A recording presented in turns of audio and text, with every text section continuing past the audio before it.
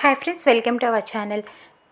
సుమతి వాళ్ళ అన్నయ్య శివకృష్ణతో ఫోన్లో మాట్లాడుతూ ఉంటుంది. అన్నయ్య ఎలా ఉన్నావు అని చెప్పి, నేను బాగున్నాను సుమతి, నువ్వెలా ఉన్నావు, ఎక్కడున్నావు అని చెప్పి శివకృష్ణ అడుగుతూ ఉంటాడు.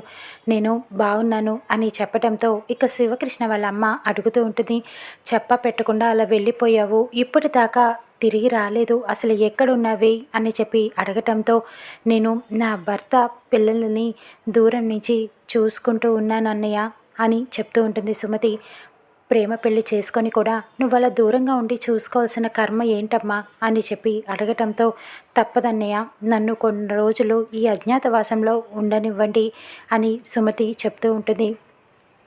పోనీ ఏమైనా సహాయం కావాలంటే మీ అన్నయ్య చేస్తాడు, నీ బాధ ఏంటో చెప్పవే అని చెప్పి వాళ్ళ అమ్మ అడుగుతూ ఉంటుంది. లేదమ్మా, ఇది అన్నయ్య తీర్చే సమస్య కాదు, నాకు నేనుగా తీర్చుకోవాల్సిన సమస్య, మీరేమీ కంగారు పడద్దు, నేను బాగానే ఉన్నాను అని చెప్తూ ఉంటుంది సుమతి.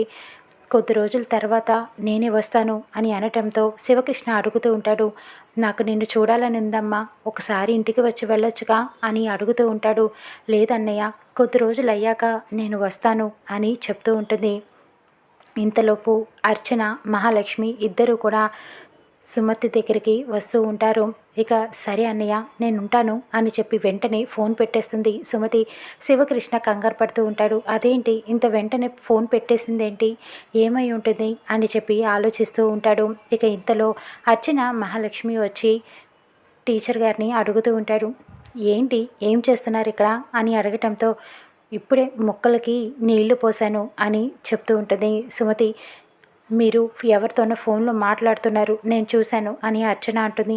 అవును, మాట్లాడాను, అయితే ఏంటి అని చెప్పి అడగటంతో, ఎవరితో మాట్లాడుతున్నారని మహాలక్ష్మి అడుగుతూ ఉంటుంది. అది మీకు అనవసరం, ఇది నా పర్సనల్ ఫోన్ అని చెప్పడంతో, ఎవరితో మాట్లాడుతున్నారో చెబితే ఏమవుతుంది అని మహాలక్ష్మి అడగటంతో, నేను చెప్పలేను, అది నా పర్సనల్ అని చెప్తున్నాను కదా అని అడగటంతో, మీరు నా ఇంట్లో ఉంటున్నారు, మీరు ఎవరితో మాట్లాడుతున్నారో నాకు అది కావాలి, ఫోన్ ఒకసారి ఇవ్వండి అని చెప్పి అడుగుతూ ఉంటుంది. లేదు, మీకు చెప్పాల్సిన అవసరం నాకు లేదు అని అనటంతో, చెప్పాలి, ఖచ్చితంగా చెప్పాల్సిందే అని మహాలక్ష్మి, అర్చన గొడవ చేస్తూ ఉంటారు. లేదు, నేను చెప్పనని సుమతి అనటంతో ఇంతలో రామ్, సీత ఇద్దరు కూడా అక్కడికి వస్తారు. ఏంటి పిన్ని, ఏమైంది అని అడగటంతో, టీచర్ మీరేంటి మా పిన్నితో గొడవ పడుతున్నారు అని రామ్ అడుగుతూ ఉంటాడు.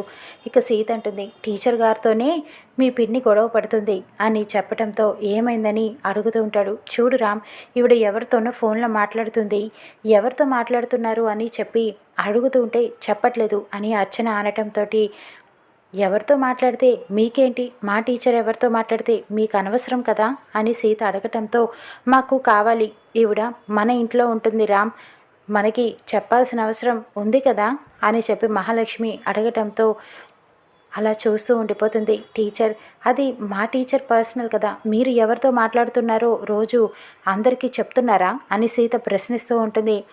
నా దగ్గర ఏమీ సీక్రెట్స్ లేవు, ఈవిడ దగ్గర పర్సనల్ ఫోన్ కూడా లేదు అంటే ఏంటి అర్థం అని చెప్పి మహాలక్ష్మి అడుగుతూ ఉంటుంది. పోనీ చెప్పండి టీచర్, ఎవరితో మాట్లాడుతున్నారు అని రామ్ కూడా అడుగుతూ ఉంటాడు. ఇక అప్పుడు టీచర్ అలా చూస్తూ ఉండిపోతుంది. అర్చన బలవంతంగా టీచర్ గారి చేతిలో నుంచి ఫోన్ లాక్కునే ప్రయత్నం చేస్తూ ఉంటుంది. ఇక ఫోన్ లాగేసుకుంటుంది. సుమతి చాలా కంగారు పడిపోతూ ఉంటుంది. ఇక మహాలక్ష్మికి ఫోన్ ఇస్తుంది. అందులో ఉన్న నెంబర్ని డయల్ చేస్తుంది.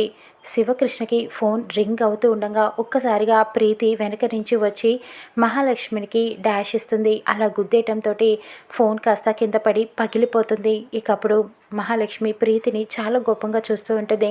ఇక సుమతి అనుకుంటుంది, అమ్మయ్య, నన్ను నా కూతురే కాపాడింది అని చెప్పి దండం పెట్టుకుంటూ ఉంటుంది. ఇంతలో సాంబా వచ్చి, అమ్మో నా ఫోను అని చెప్పి తీసుకొని అక్కడి నుంచి వెళ్ళిపోతూ ఉంటాడు. అయ్యో, నా ఫోన్ పగిలిపోయిందని బాధపడుతూ ఉంటాడు. ఇక మహాలక్ష్మి కోపంగా చూస్తూ ఉంటుంది ప్రీతి వంక. సారీ పిన్ని, చూసుకోలేదు అని అనటంతో అర్చన కూడా కోపడుతూ ఉంటుంది.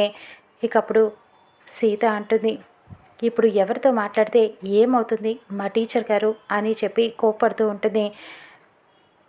పిన్ని, వాళ్ళు పర్సనల్ అంటున్నారు కదా, ఇక వదిలేయండి అని చెప్పి రామ్ చెప్పడంతో ఇక రామ్ లోపలికి వెళ్ళిపోతాడు. సాంబ బాధపడుతూ ఉంటాడు.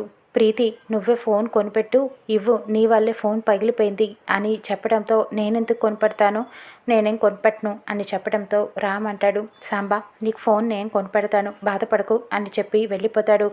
ఇక మహాలక్ష్మి అంటుంది, మీకు పర్సనల్ ఫోన్ కూడా లేదు అంటే మీ దగ్గర ఏదో సీక్రెట్స్ ఉన్నాయి, అది నేను కనిపెడతాను అని చెప్పి కోపంగా వెళ్ళిపోతుంది. శివకృష్ణ వాళ్ళ అమ్మ శివకృష్ణతో చెప్తూ ఉంటుంది, ఒరే అక్కడ సుమతి ఎటువంటి కష్టాల్లో ఉందో, ఏ సమస్యల్లో ఉందో, ఎక్కడి నుంచి ఫోన్ వచ్చిందో నువ్వు ఎంక్వైరీ చేయొచ్చు కదా అని అడుగుతూ ఉంటుంది. లేదమ్మా, సుమతి కొద్ది రోజులు నన్ను వదిలేయండి, నా గురించి ఏమీ తెలుసుకోవద్దు, ప్రయత్నాలు చేయొద్దని చెప్పింది కదా అని అడుగుతూ ఉంటాడు. అది కాదురా, అది ఏ కష్టాల్లో ఉందో తెలుసుకుంటే మనం కూడా సహాయం చేయొచ్చు కదా అని అడుగుతూ ఉంటుంది.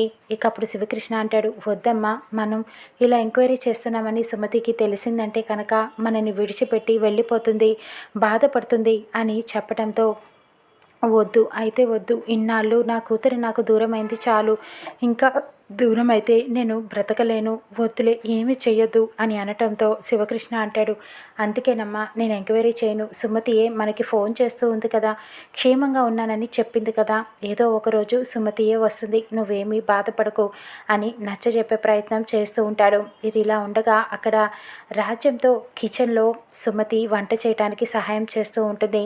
అర్చన మహాలక్ష్మి ఇద్దరు కూడా కావాలని ఒక ప్లాన్ ప్రకారం హాల్లోకి వస్తారు. ఇప్పుడు ఆ టీచర్ గారిని మనం తిట్టాలి, అవి తట్టుకోలేక ఇక్కడి నుంచి పారిపోయి వెళ్ళిపోతుంది ఇంట్లో నుంచి, మనం రాజ్యాన్ని అడ్డు పెట్టుకొని ఆ టీచర్ గారిని నానా మాటలు అనాలి అని ప్లాన్ వేసుకుంటారు. ఓసే రాజ్యం అని మహాలక్ష్మి పిలుస్తుంది.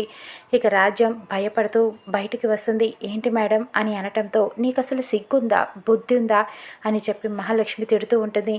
ఏంటి మేడం నేనేం చేశాను అని రాజ్యం అనటంతో, నీకు అసలు మనిషివేనా నువ్వు అని తిడుతూ ఉంటుంది మహాలక్ష్మి. అసలు మనిషి జన్మేననిది అని అడుగుతూ ఉంటుంది.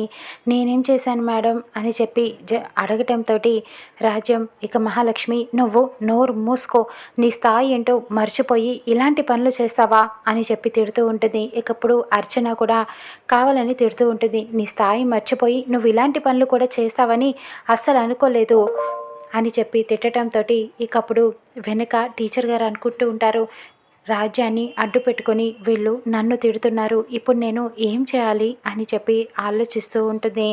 ఇక ఇంతలో పైనుంచి అక్కడ సీత వస్తుంది. అసలు నీకు బుద్ధుందా, మనిషివేనా నువ్వు అని చెప్పి తిడుతూ ఉంటుంది. మహాలక్ష్మి వైపు చూస్తూ కూడా అందరూ ఒక్కసారిగా షాక్ అయిపోతారు. మాటలు తిన్నగా మాట్లాడకపోతే నాలుక చీరేస్తాను, పద్ధతిగా ఉండకపోతే మొహం పగల కొడతాను, పళ్ళు రాళ్ళ కొడతాను, సరిగ్గా ఉండకపోతే అని చెప్పి మహాలక్ష్మి వైపు చూస్తూ చాలా చెడామెడా తిట్టేస్తూ ఉంటుంది. మహాలక్ష్మి షాక్ అయిపోయి అలా చూస్తూ ఉండిపోతుంది. ఇక జన అయితే రామ్ని తీసుకువచ్చి, చూడు రామ్, సీత మీ పిన్నిని ఎలా తిడుతుందో చూడు అని అడగటంతో ఇక రామ్ చాలా కోపంగా ఆవేశంగా సీత దగ్గరికి వచ్చి సీతను కొట్టడానికి చెయ్యెత్తుతాడు. ఏంటి మామ ఏమైంది అని చెప్పి సీత రామ్ చేయిని పట్టుకొని అడుగుతూ ఉంటుంది. ఎందుకు మామ చెయ్యెత్తవేంటి ఇంత ఆవేశంగా అని చెప్పి అడగటంతో, లేకపోతే ఏంటి మా పిన్నిని నువ్వెందుకు తిడుతున్నావు అని చెప్పి అడుగుతూ ఉంటాడు.